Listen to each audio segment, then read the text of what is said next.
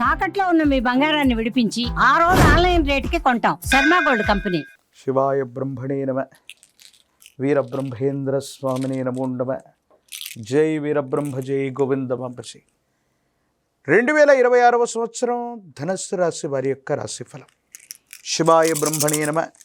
వీరబ్రహ్మేంద్ర స్వామినే నమో నమ. వచ్చినటువంటి ఫలితం 4. ఖచ్చితంగా చతుర్థ స్థానంలో శని భగవానుడి యొక్క సంచారం. అర్ధాష్టమ శని ప్రభావం వల్ల మానసికమైనటువంటి సంఘర్షణలు అధికమవుతున్నటువంటి పరిస్థితిని మనం చూడొచ్చు.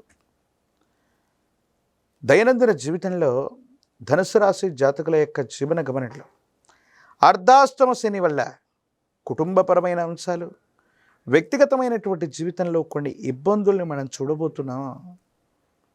మనసు ప్రశాంతత లేకపోవడం, కుటుంబ పరిస్థితులు కూడా సరిగ్గా లేకపోవటం, అనుకున్నటువంటి పనులు కాకపోవటం ఆలస్యం అవుతుంది.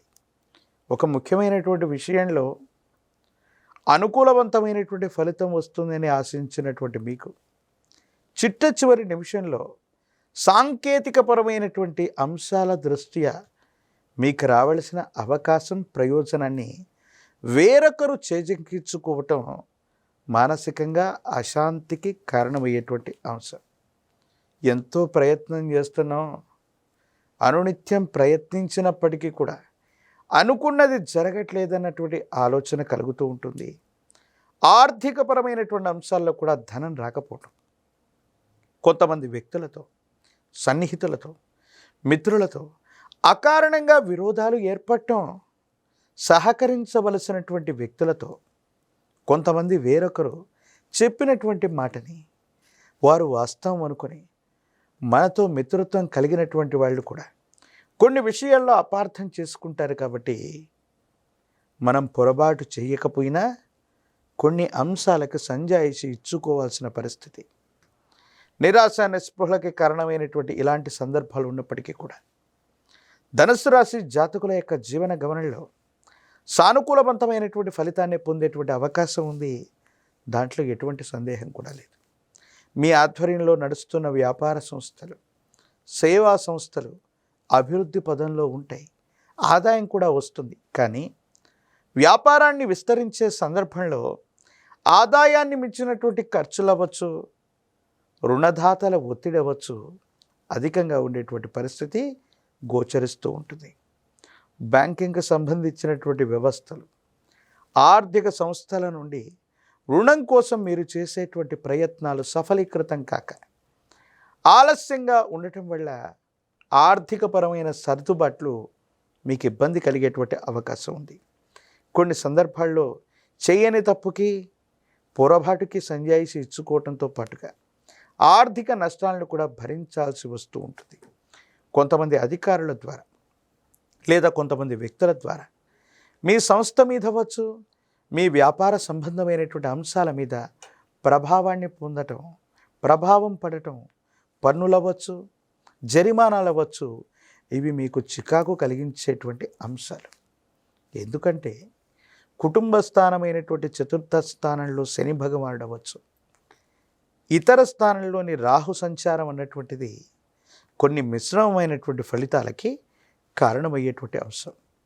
ఆరోగ్యపరమైనటువంటి అంశాల్లో కూడా ఆరోగ్యం చాలా బాగున్నప్పటికీ, అనుకూలవంతమైనటువంటి స్థితిగతుల్లో మీరు ఉన్నప్పటికీ ఉన్న ఫలంగా ఏవో తెలియని ఆరోగ్య సమస్యలు మిమ్మల్ని కంగారు పెడుతూ ఉంటాయి. మనకు పరిస్థితులన్నీ స్తంభించిపోయి ఉన్నప్పుడు, అనుకున్నది జరగనప్పుడు మనం అనుకుంటూ ఉంటాం, ఎవరైనా తాంత్రిక ప్రయోగం చేశారేమో, లేదా ఎవరి నరధిస్తైనా మన మీద ఉందేమో, ఏ కారణంగానైనా ఇబ్బందికరమైనటువంటి స్థితిగతుల్లో ఉన్నామేమో అని మనం అనుకుంటూ ఉంటాం. ఆ విధమైనటువంటి స్థితిగతులు కూడా మీ దైనందిన జీవితంలో ఉండేటువంటి అవకాశం ఉంటుంది.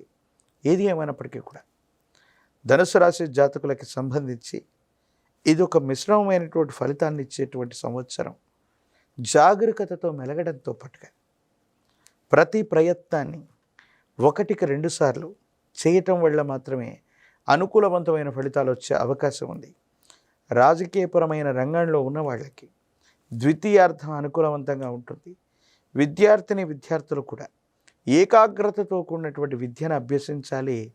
ప్రత్యేకించి విద్యాస్థానంలోనే శని భగవానుడి యొక్క సంచారం జరుగుతుంది కాబట్టి విద్యార్థులు పోటీ పరీక్షలు అవ్వచ్చు, పరీక్షలు రాస్తున్న సందర్భంలో జ్ఞాపక శక్తిని కోల్పోవటం, కంగారు పడటం, అనారోగ్యం పాలవటం వల్ల సరైనటువంటి ఉత్తీర్ణతను పొందడంలో ఇబ్బందులు ఎదుర్కొనే అవకాశం ఉంది. తస్మాత్ జాగ్రత్తగా ఉండాలి. నిరుద్యోగులకి ఉద్యోగ కాలం కానీ ద్వితీయార్థం అనుకూలవంతంగా ఉంటుంది.